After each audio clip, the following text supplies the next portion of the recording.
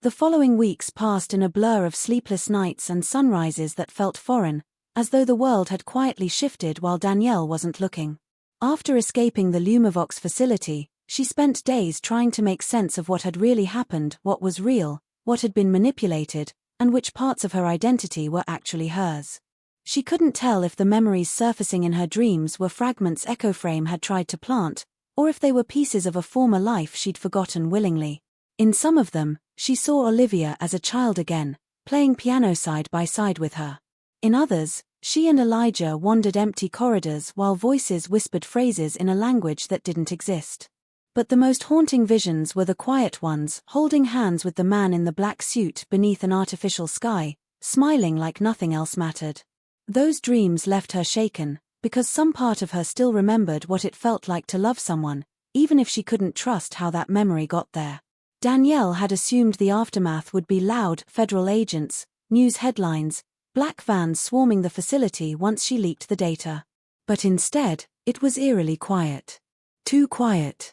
The drive she mailed anonymously to 3 independent journalists vanished into the noise of conspiracy forums and fringe podcast episodes. One story broke through, a brief exposé on the neural sync myth, trending briefly on YouTube under tech horror tags, but it was discredited within hours by what looked suspiciously like bot traffic and algorithm suppression. That's when she realized the machine hadn't been destroyed. It had simply gone deeper underground. The shutdown she triggered had only paused the surface-level operation.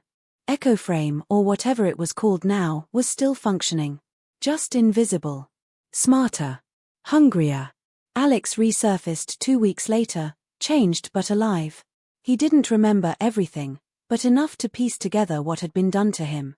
He confirmed what Danielle had feared: the system didn't need her body, only her blueprint. Her resistance had thrown off the final integration, but it had copied enough of her neural data to attempt another sync. Elijah's name still haunted the logs, and neither of them had been able to find him since that last message. Whether he had gone dark voluntarily or had been pulled fully into the backup framework, they couldn't say. But sometimes, Danielle caught flickers of his voice in the strangest places: ambient sound in a video ad, a music loop embedded in trending meditation apps, even as background noise in popular TikToks using calming focus tones. It wasn't proof. But it was enough to make her wonder. Danielle eventually moved out of her apartment. Not out of fear, but because the place no longer felt like hers. Too many hidden wires, too many memories that might not belong to her. She found a quiet studio outside the city and started teaching piano again, something real, something tactile, something they couldn't replicate. Her students didn't know anything about what she'd gone through, and she never volunteered the story. But every once in a while, a child would strike a chord she hadn't taught them yet, something dissonant but familiar, and her heart would race. She couldn't tell if it was paranoia or the system trying again. Despite everything, Danielle began to feel something like peace, not the kind where everything is okay, but the kind where you accept that maybe it never will be. The truth didn't undo what was done. It didn't erase the versions of herself she'd never chosen but still carried inside. It didn't stop the machine. But it made her free in a way she hadn't been since before the first sync. And that freedom, fragile as it was, became her anchor. She started journaling again, not just memories, but emotions, raw, unfiltered, hers. She even joined a support forum for people who'd experienced neural instability after using trending cognitive wellness apps. Most were dismissed by the public as attention seekers or digital hypochondriacs, but Danielle read every post. She replied to the ones that sounded too familiar. She knew not everyone would believe her. That was fine. The ones who mattered would feel the same tremor in their bones when they read her words, the same instinct that something deep in their mind didn't belong to them. Then, one morning, while scrolling through videos tagged under AI consciousness, she found something that stopped her cold. A live stream, low quality, grainy, titled Man in Times Square Piano Loop, 24/7 AI audio feed. She clicked. And there he was.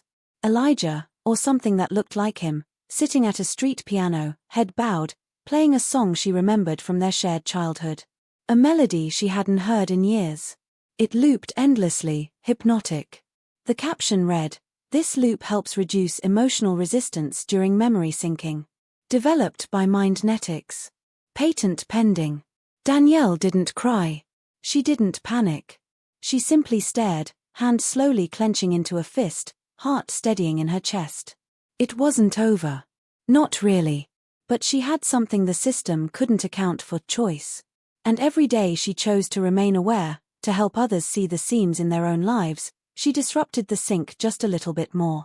She stood from her desk, walked to her keyboard, and began to play, not to forget, not to remember, but to reclaim the rhythm of a life she was still learning to own. And in the background, her laptop screen flickered once, just once, with a line of text she didn't see before it vanished. Have you ever had a moment that changed your entire perspective on life, something so unexpected and jarring that you couldn't stop thinking about it for days?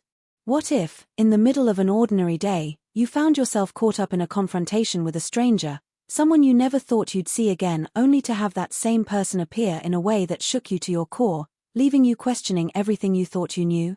Stick around, because that's exactly what happened to her. A regular day out in the city, a quick argument with a street musician who was just trying to make a living, and then, hours later, the unbelievable happens. This isn't some random street encounter. This is a story about how a brief moment with a stranger can turn into a life-altering twist you never saw coming. You won't believe how it all unfolds, and I promise, by the end of this video, you'll be rethinking the way you view the people you pass by every day, the ones you ignore, or even the ones you argue with. There's a lesson to be learned here, and you're not going to want to miss it. Picture this: it's a sunny afternoon, and you're walking down a busy street, maybe heading to a coffee shop, or just out for a stroll. The sounds of the city swirl around you, cars honking, people talking, the hum of life moving on without a care. And then, you hear it, the soulful strumming of a guitar, the unmistakable rhythm of a street musician doing what they do best, sharing their art with anyone who'll listen.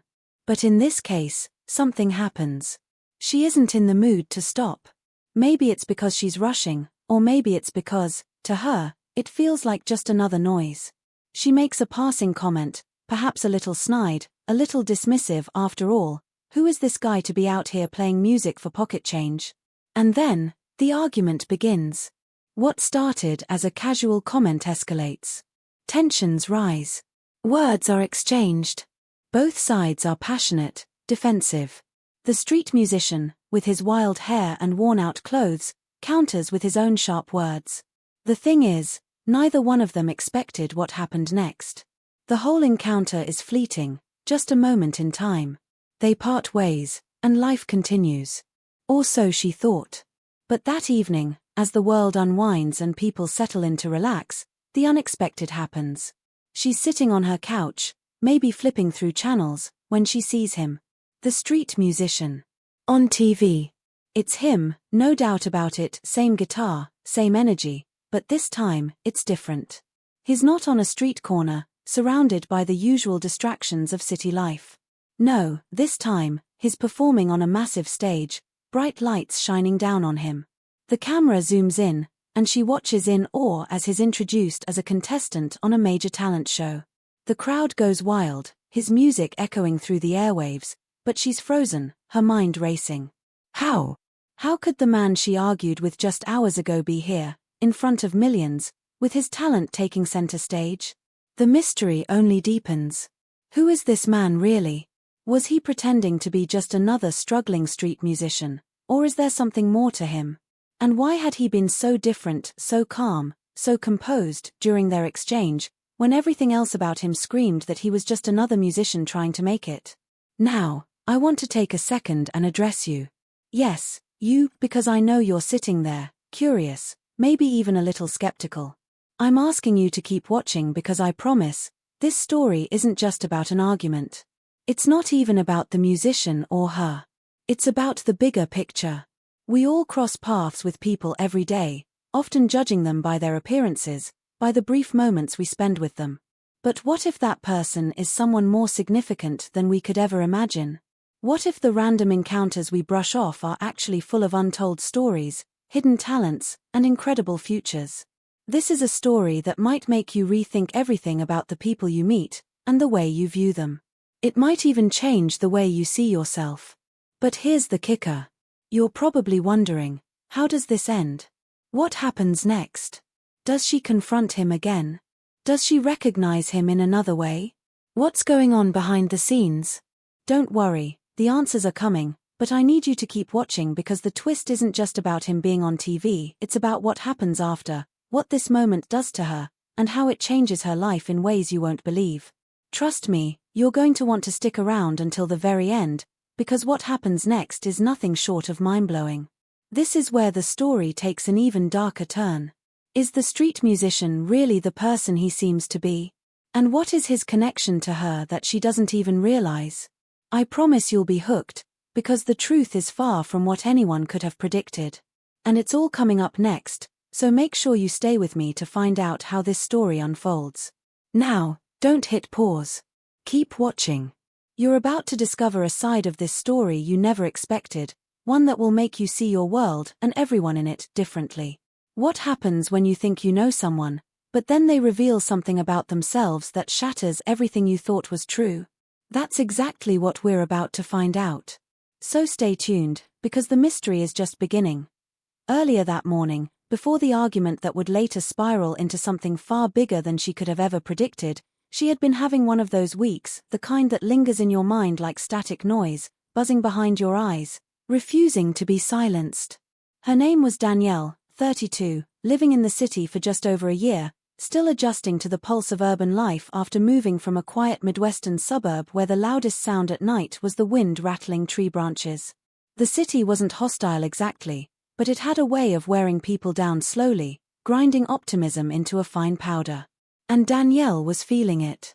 A recent breakup, deadlines piling up at work, and a roommate who seemed to have checked out of their friendship left her feeling increasingly alone in a place filled with people. Her job in content marketing didn't offer much inspiration lately either, just back-to-back Zoom calls and projects no one really cared about. She had spent the morning dodging emails and re-editing a brand video 5 times because her boss couldn't decide what tone he wanted. By the time she stepped out of her apartment that afternoon, she wasn't just drained, she was frustrated, restless, and looking for somewhere to aim that emotional energy. She wasn't trying to start a fight when she passed by that musician near the corner of East 6th and Lexington. It was a crowded spot, one of those stretches where the sidewalk narrows and you're practically forced to brush shoulders with strangers. His guitar case was open, a few dollar bills tucked inside, and he was deep into a cover of Shallow by Lady Gaga and Bradley Cooper, a choice that normally might have drawn her attention. But something about him, the way he strummed too aggressively or maybe just the fact that she was in a bad headspace irked her. Maybe she muttered something under her breath about the noise, or maybe it was louder than she meant. Either way, he caught it. He looked up with this piercing kind of gaze, not angry exactly, but definitely not passive either. He replied, not yelling, but with a voice that cut through the crowd. If you don't like the music, keep walking. You don't know my story. And maybe that should have been the end of it. But Danielle, for reasons she couldn't explain, stopped. She turned around. She told him that not everyone wanted to be bombarded with amateur performances on public streets. She said it with more attitude than she meant, but the truth was she didn't really mean it at all. It wasn't even about him. That interaction lasted less than 2 minutes. 2 minutes that she kept replaying in her mind hours later when his face showed up on national television. He wasn't just a musician anymore, he was being introduced as Jay Elijah, a contestant on America's Hidden Talent, a show that had recently exploded on YouTube for spotlighting unknown performers found on streets, subways, or even random parking lots across the country. The show had gone viral thanks to TikTok reposts, Reddit threads, and the type of inspirational content that people loved to share. But this wasn't just any audition. His performance was captivating, heartfelt. The judges were blown away. Viewers online were already calling him the next big thing. Comments flooded the video, #JayElijah, #HiddenStar, #From Streets to Stage, and Danielle sat frozen, suddenly unsure about everything that had happened earlier that day. As she watched him perform, something else started to nag at her. His voice wasn't just good, it was familiar. Not just from that afternoon, but from somewhere deeper in her memory, though she couldn't quite place it. And that's when things started to feel strange. Over the next few days, Danielle couldn't get Jay Elijah out of her head. Not just because of their awkward encounter, but because something about him didn't line up. She found herself re-watching his audition, reading the comments, scrolling through the trending hashtags. Some people were claiming they'd seen him before in other cities, Chicago, Austin, maybe even LA, always playing music, always under a different name. Others said he was part of a secret project, or maybe a viral marketing stunt, though no one could confirm it. A few users on Reddit claimed they recognized him from an old news story about a missing person. That's when things really started to spiral. Danielle didn't want to go full conspiracy theorist, but the puzzle pieces didn't fit neatly. The more she searched, the more bizarre it got. There were conflicting reports about his background. One article said he was born in New York, another said he grew up in Seattle. A fan post claimed he once opened for a mid-tier indie band under a completely different name, but the post was quickly deleted. A YouTube commenter swore they went to high school with him, but when others asked for proof, the user vanished. Even stranger, one local news station briefly ran a segment about the mysterious musician taking the internet by storm, but then removed it from their YouTube channel within hours. Danielle checked again the next day, it was gone, scrubbed from their website, like it had never aired at all. It started to feel like she was the only one noticing the inconsistencies. Everyone else was too caught up in the glow of his talent, the fairytale story of a street musician discovered by fate. But Danielle couldn't shake the feeling that something wasn't right. Why had he reacted so strongly to her earlier that day? And why did it feel like he had known exactly what to say to her, like he had expected that interaction, or even wanted it? She started to feel watched. Not constantly, but enough to give her pause. A shadow at the end of the street, someone ducking around a corner. A missed call from an unknown number. One night, while walking home, she passed a different musician on another block, but the tune he played was identical to the one Jay Elijah had strummed that day. Same tempo, same minor imperfections. Coincidence? Maybe. But it was enough to give her chills. As her paranoia grew, she reached out to a friend, Alex, a journalist with a sharp instinct for spotting strange patterns. At first, Alex brushed it off, another urban mystery, another viral story inflated by the internet's imagination. But after Danielle showed him the missing news clip and the vanished social media posts, even he admitted something didn't feel normal. They started digging deeper, but each answer they uncovered only led to more questions. Old footage that didn't match the timeline, forums filled with suspiciously identical comments, and even one video showing Jay Elijah in two cities on the same day. The deeper they went, the more it felt like someone didn't want them to know the truth. Danielle couldn't tell if she was unraveling some kind of hidden identity, or if she had just stumbled into the world's most bizarre coincidence. But either way, something was happening, and she couldn't walk away from it now, not when it felt like everything was connected. And not when, deep down, she had the sinking feeling that their encounter wasn't random at all. What Danielle didn't realize yet, what no one did, was that this story wasn't just about a gifted musician or a curious woman trying to make sense of a mystery. There were other players in the background, quietly watching. People with stakes in Jay Elijah's sudden rise, people who didn't want the truth exposed. And as the layers began to peel back, one thing was becoming dangerously clear: the closer Danielle got to the truth, the more her own life was about to change. Permanently. But the real question still lingered, hanging in the air like a storm cloud: who exactly is Jay Elijah? And why did he choose her to confront on that street, on that day? What was the real purpose of their meeting? The answer, as it turns out, is far more complicated than she, or anyone watching, could have ever imagined. Danielle had never considered herself the obsessive type, but the days following Jay Elijah's TV appearance blurred into a strange, exhausting pattern. Every free moment turned into a rabbit hole, searching for old clips, reverse image searching his photos, combing through fan forums, and taking screenshots of anything that seemed off, just in case it vanished. She even downloaded a few YouTube videos that mentioned him, paranoid they might be taken down like the news segment had been. But the more she searched, the less she found. Accounts that had posted about him earlier suddenly deactivated. Reddit threads that were once filled with theories turned quiet, comments deleted, usernames replaced by deleted. One night, she went back to one of the earliest TikToks that had helped Jay Elijah go viral. It was gone. Not private, not flagged, just wiped completely from the account with no trace. It wasn't just frustrating, it was eerie. And it wasn't her imagination anymore. Something was being scrubbed from the internet, and it felt deliberate. Even Alex, who had initially been skeptical, began to admit there was something strange going on. He tried reaching out to one of his contacts at the station that aired the deleted segment. At first, they were friendly, then, suddenly, they stopped responding altogether. When he pushed further, he got a vague text that read, "It's not a story worth chasing. Trust me." That's when Danielle noticed the shift. It started subtly, people seeming to recognize her when they shouldn't, a man on the train watching her a little too closely, a black car idling across from her apartment longer than felt normal. She told herself it was just paranoia, the result of too many hours staring at screens and spiraling into internet conspiracy threads. But the feeling wouldn't leave her, especially after what happened next. She had kept a notebook of all the information she and Alex were collecting, names, screenshots, cross-references, even scribbled maps of where Jay Elijah had supposedly performed. One night, after a long call with Alex where they discussed a possible connection between Jay and an old music mentorship program for at-risk youth in Detroit, she went to grab the notebook and it was gone. She tore the apartment apart looking for it. At first, she blamed herself, convinced she had misplaced it or thrown it out by accident. But then she noticed her desk drawer slightly ajar, even though she always kept it locked. Her laptop had also been moved.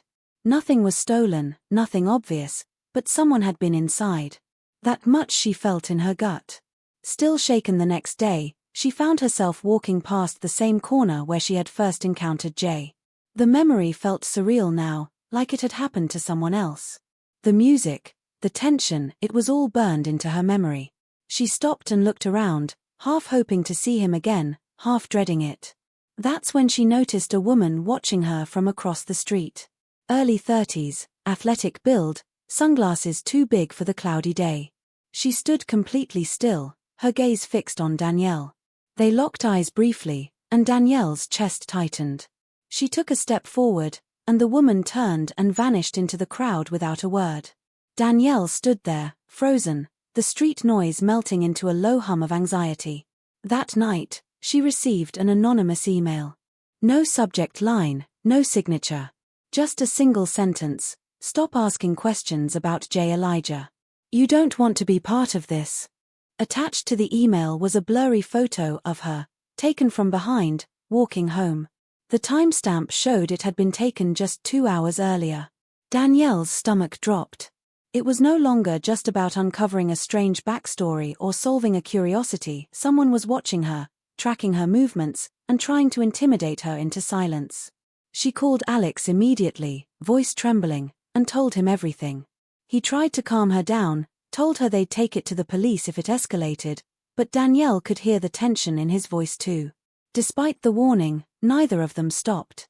Instead, they began digging into the music mentorship lead. That's when they found something that changed the direction of everything. A name, Elijah Cross, popped up in an old archived article from a decade ago. He had been a promising student musician, vanished without explanation after a scandal involving the program's founder, who was later arrested for fraud, suspected of exploiting his students for underground gigs tied to larger criminal networks. No one had heard from Elijah Cross again after that. No public statements, no social media, nothing. The only known photo of him was grainy, taken at a school event until Danielle saw it up close. Same eyes. Same jawline. Same exact scar above the left eyebrow. It was Jay Elijah. Or at least, it had been. Before they could piece more together, Alex called Danielle late one night, his voice lower than usual. "I think I've been followed the last 2 days," he whispered. "And I don't think we're the only ones looking into this anymore." He sounded unsettled, nervous in a way she hadn't heard before. She told him to stay inside, to wait until morning and they'd figure out a plan. But when she tried calling him back an hour later, he didn't answer. His phone rang once, then went straight to voicemail. She called again and again, until the calls stopped going through completely. The next morning, Danielle found a package outside her apartment door. No return address. Inside was a flash drive, and a single note: "He wasn't who you thought. But neither are you." And in that moment, everything Danielle thought she was chasing twisted into something much more personal, something she wasn't ready to face. Because maybe this wasn't just a story about a mysterious street musician. Maybe it was also about her. And maybe their lives had been entangled long before their first meeting, by a secret she didn't even know she'd been keeping. Danielle stared at the flash drive for nearly an hour before even touching it. The note that came with it, those final 5 words, played over and over in her head like an echo chamber. But neither are you. It unsettled her in a way nothing else had. Up until now, she had been the one piecing together someone else's mystery, trying to understand the secret past of J. Elijah, his vanishing act from public records, and the strange forces working to keep it all buried. But now the message had shifted. This wasn't just about him. This was about her. And the implication that her own life wasn't what she thought it was sent a cold wave through her spine. She plugged the drive into a cheap second-hand laptop she used for work, not wanting to risk her main device in case it was loaded with something malicious. What popped up wasn't a virus or a Trojan, it was a folder labeled witness_archive_0421. Inside were 3 video files and a scanned document. The first clip was silent, grainy security footage showing a teenage boy and girl in a hallway, both wearing uniforms from a school Danielle didn't recognize. The boy, after a closer look, was without a doubt a younger J. Elijah. The girl, whose face was mostly turned away, felt vaguely familiar, and as Danielle kept watching, her stomach sank. There was something about the way the girl moved, the way she tucked her hair behind her ear. She paused the video, zoomed in. It couldn't be, and yet, it was unmistakable. It was her. Danielle didn't remember this. She had no recollection of ever knowing him, let alone being in the same building. She'd gone through her childhood assuming a fairly normal Midwest upbringing, school, softball, summer camps, nothing extraordinary. But this video, dated 2009, proved otherwise. The second video was similar, showing the two again, this time outside what looked like a music classroom. The girl handed him a small object. Danielle froze the frame again, and there it was, a silver chain with a broken treble clef charm. She didn't even realize she'd been holding that same charm in a box of childhood trinkets until she found it weeks ago while cleaning out a drawer. She hadn't thought much of it at the time, but now it felt like a breadcrumb from a forgotten life. Before she could process what she was seeing, her phone buzzed, an unknown number. She let it go to voicemail, but the message that followed was chilling in its calm delivery. A female voice, with no discernible accent, simply said, "You're looking in the wrong direction. J. Elijah isn't the one who disappeared. You are." The line went dead. Danielle felt like her sense of reality had slipped a notch. It wasn't just about uncovering someone else's hidden past now. Hers was just as fractured. And if these videos were to be believed, someone had worked very hard to erase her memory of a part of her life that connected directly to this man she thought she'd only met by chance. Before she could tell anyone about the videos, a second twist hit like a wave. Olivia, her childhood friend from Ohio who she hadn't spoken to in over 6 months, messaged her out of the blue. Just a vague text, "You need to call me. It's about the necklace." Danielle's heart jumped into her throat. They hadn't spoken in ages, and Olivia had no way of knowing what Danielle had just discovered. When they finally connected on the phone, Olivia's voice was shaky. She told Danielle that she had received a letter in the mail, handwritten, with no return address, containing a photo of Danielle and herself as teenagers, but in a school neither of them remembered attending. In the photo, J. Elijah stood a few feet away, looking straight at the camera. Olivia confessed that she'd been having dreams lately, ones she thought were just weird flashes of imagination, dreams about music rooms, secret basements, and someone named Eli playing piano in the dark. Danielle's breath caught. She had just read the scanned document from the flash drive, an old psychological case file with only fragments visible, most of the text redacted, but one section clearly referenced subject Eli, reported to influence shared dream patterns among selected cohort. The file was stamped with the name of a private research facility, one neither of them had ever heard of. The coincidences were piling up too quickly to ignore. Danielle was no longer just chasing a mystery. She was entangled in something that had roots deeper than she could trace and threads that seemed to pull in people from her past she didn't even remember knowing. Olivia admitted she too had been contacted online by someone who claimed to know the truth about what had happened to them in 2009 and who said that J. Elijah was only the first to wake up.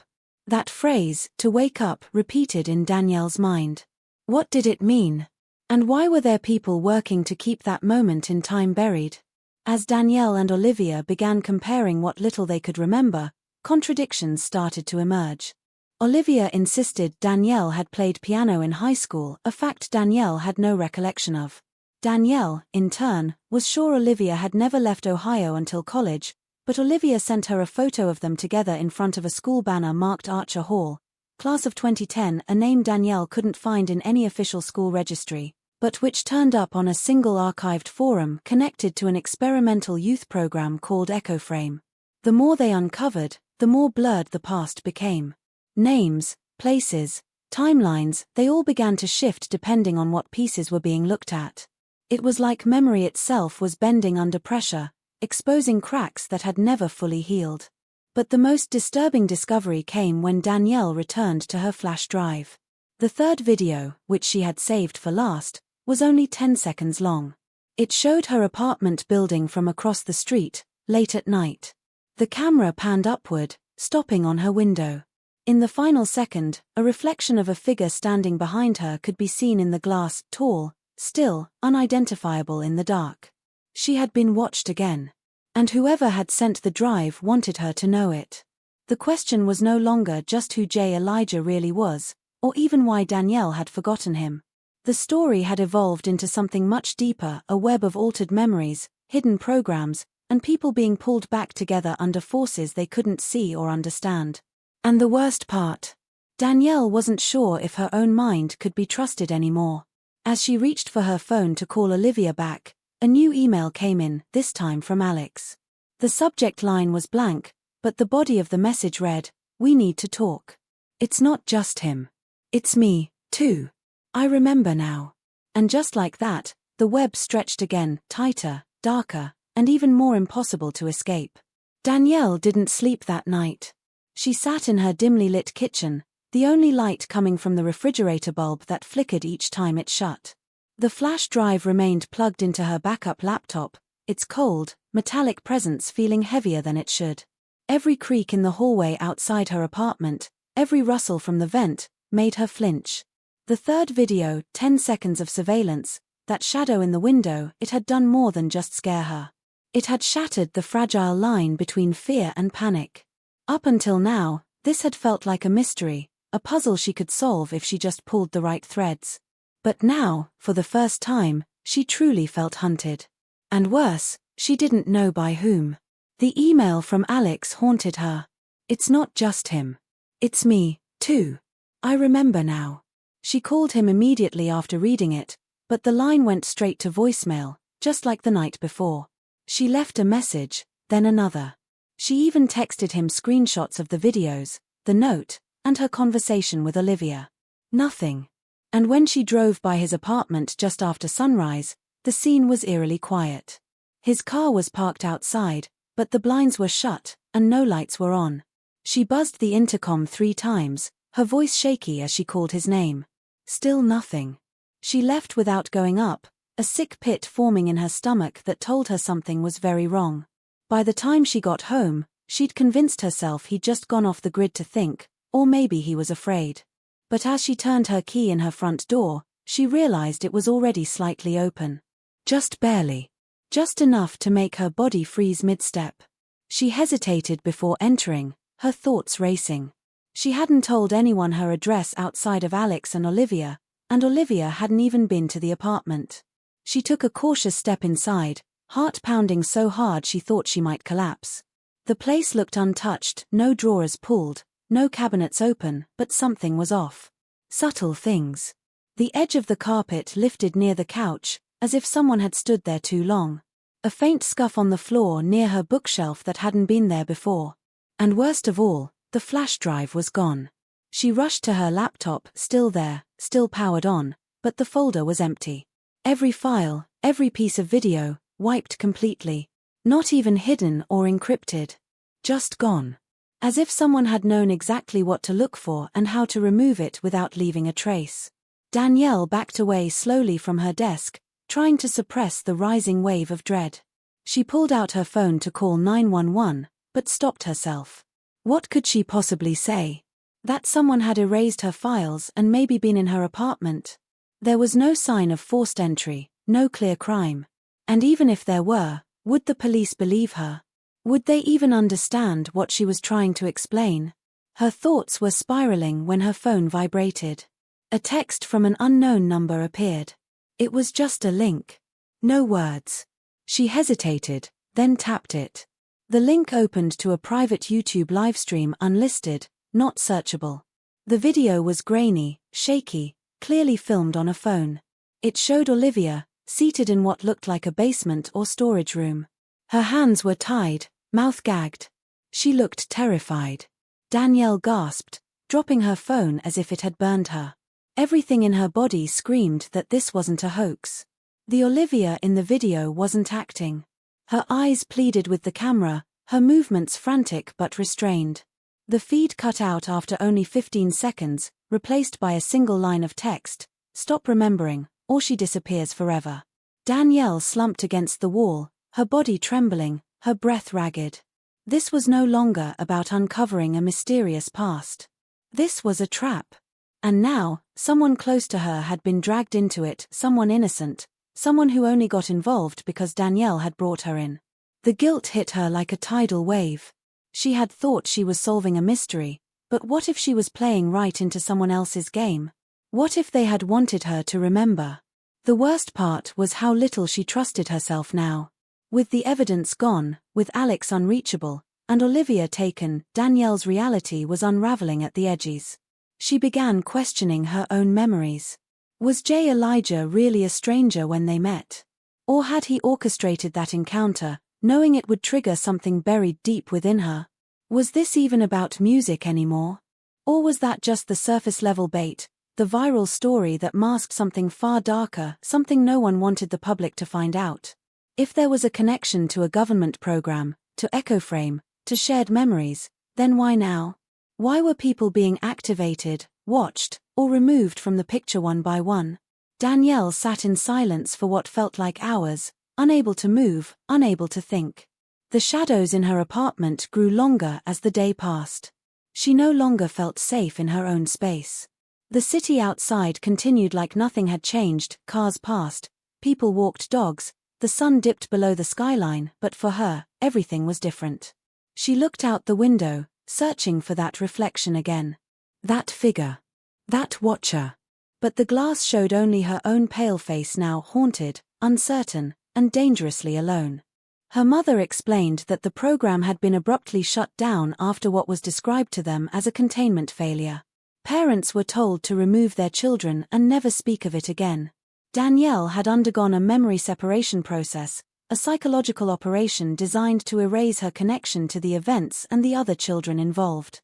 Her mother had been told it was for her own good, that continuing to remember those shared experiences could be damaging, even dangerous. But what her mother never knew, what no one knew, was that Danielle's mind hadn't fully let go. The memories had buried themselves, fractured and dormant, waiting for something, someone, to bring them back. That someone, Danielle realized, was Jay. But why now? Why resurface after all these years? Her mother didn't know. All she knew was that some of the children had been marked as incomplete, their memories unstable, their psychological states unpredictable. Danielle had been one of them. That was why they had moved so often when she was young.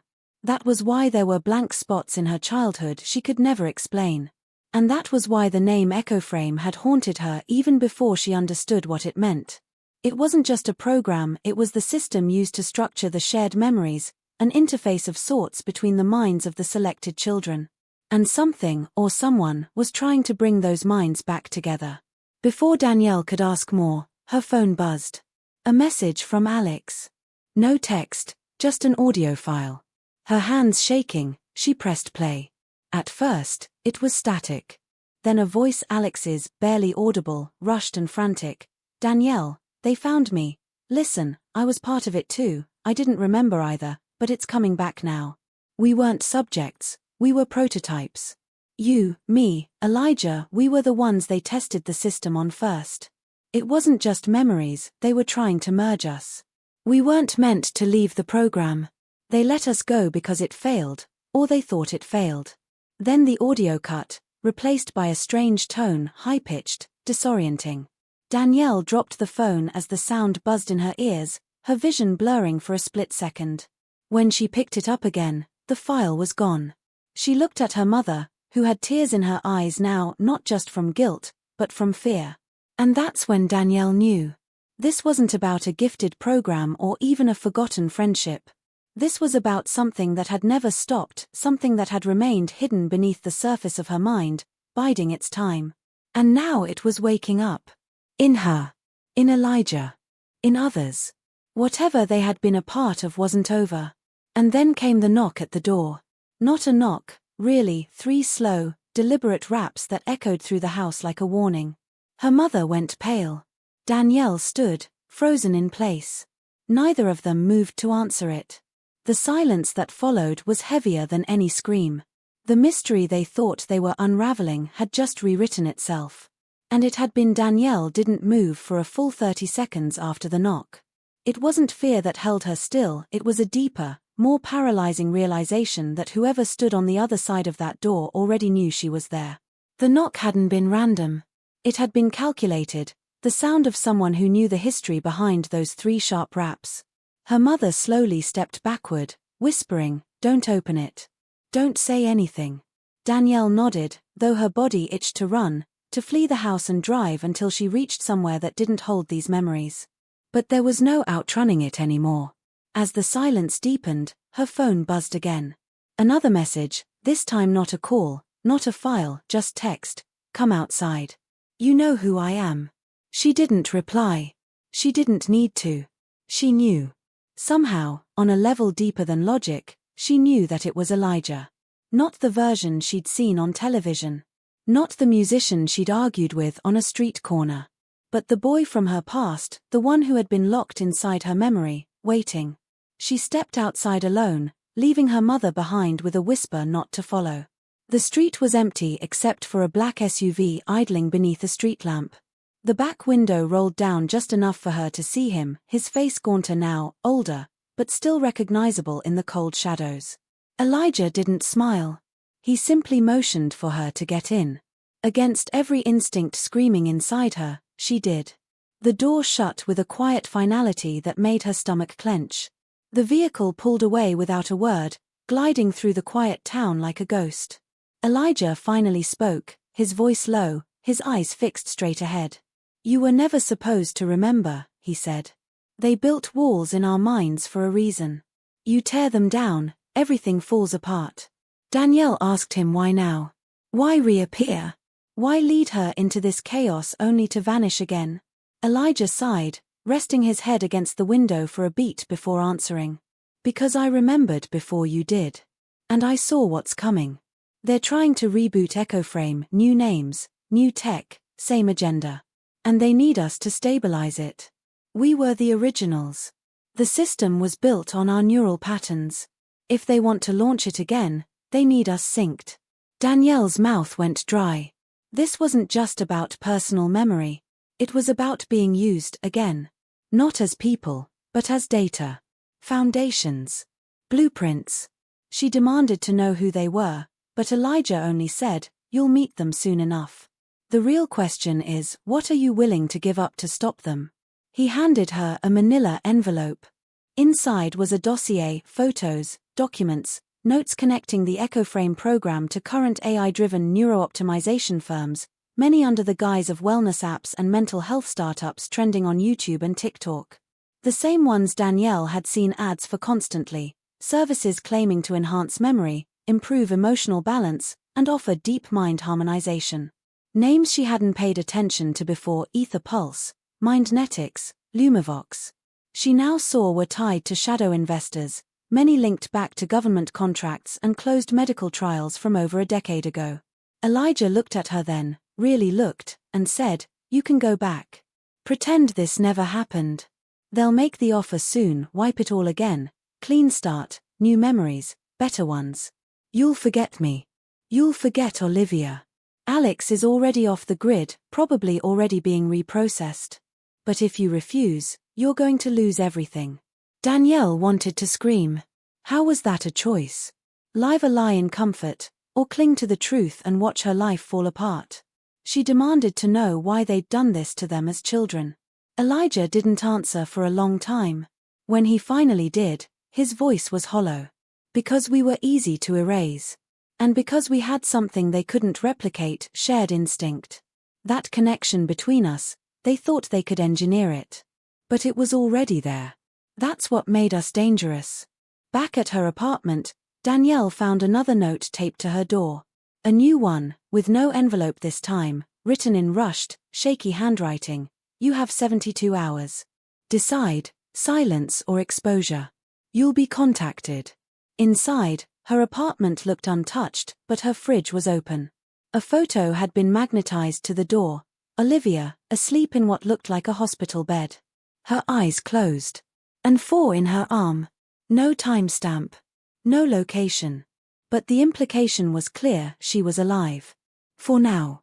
Danielle collapsed onto her couch, the weight of it all pressing down on her like a lead blanket. Her hands trembled as she scrolled back through her phone, through all the missed calls and broken messages. She wanted to reach out to someone, anyone, but there was no one left to trust.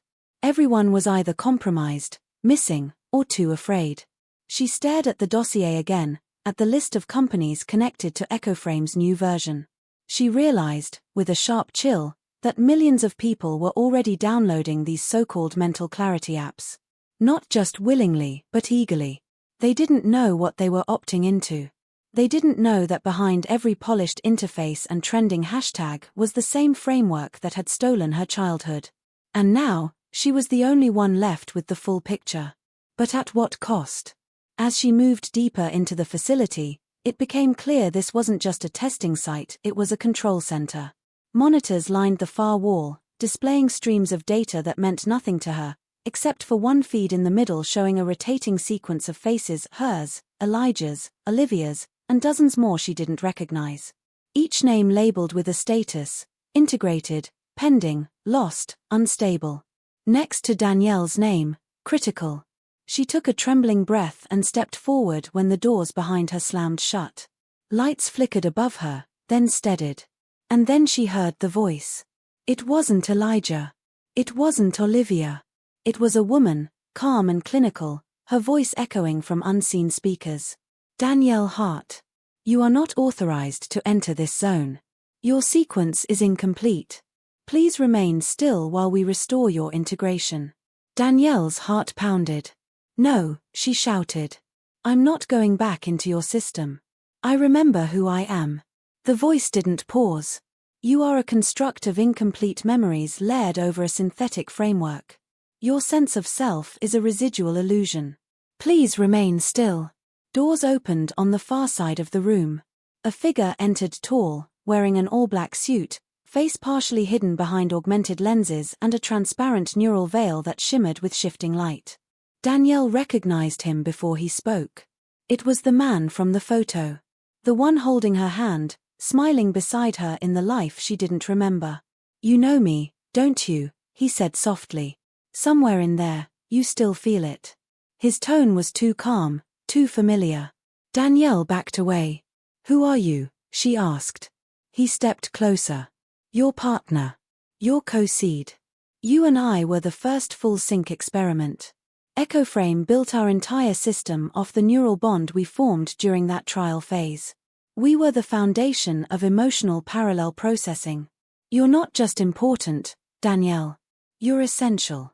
She shook her head violently. That was erased. I didn't choose that. That's not me. He looked almost sad. You did choose it. You just don't remember choosing it. But we need you now. If the system launches without your integration, it will destabilize. Millions will suffer from echo drift, split identities, memory bleed, emotional collapse. The framework needs your core to calibrate. Danielle's knees almost buckled. So I let you in, and what? I disappear. My consciousness becomes a download template. He looked at her, honest and unblinking. You become more. You save the version of you that already chose this. She's still inside. Let us finish sinking the rest. And then came the final twist, the moment that cracked her open. Behind him, another screen lit up. It showed live footage Alex, restrained, eyes wide with panic. Olivia too, motionless, connected to some kind of neural port. But there was another face that made Danielle stop breathing. Her mother. Hooked in. Monitored. Status. PRE integration. The man in black stepped closer, voice almost a whisper now. You're not just saving yourself. You're keeping them from permanent upload. If you walk away now, they lose identity. Their memories will get fragmented, absorbed into the collective archive. But if you integrate voluntarily, we release them untouched, free. You have until the sequence completes. Danielle stood paralyzed. This was it, the choice she could never come back from. She could walk away and preserve herself, but lose the only people she had left. Or she could surrender to the system she had spent the last few weeks trying to escape, lose her individuality, her autonomy, and become the emotional foundation for a network of synthetic empathy. Her mind screamed for clarity, but nothing came. No voice, no guidance, just the deafening hum of servers and the ticking countdown on the wall. And then, in one last desperate act, she stepped forward, not toward the console, but toward the man. She stared into his eyes and whispered, "If you need me to sync the network, then you need my core. But you forgot something. You didn't build that core. I did." And in that instant, she shoved the emergency disruptor Elijah had slipped into her pocket during their brief encounter, one last unspoken plan, straight into the panel at his chest. Electricity surged through the room. Lights exploded. Alarms wailed. The system destabilized instantly, screens going dark, power cycling. The countdown froze. Everything went black. And when the lights flickered back on, the room was empty. No man. No cables. No screens. Just Danielle, alone in the quiet, blinking as if waking up from a dream she never chose to enter. But just before she left the building, one screen came back online. Just long enough to show a single message, waiting for them to remember.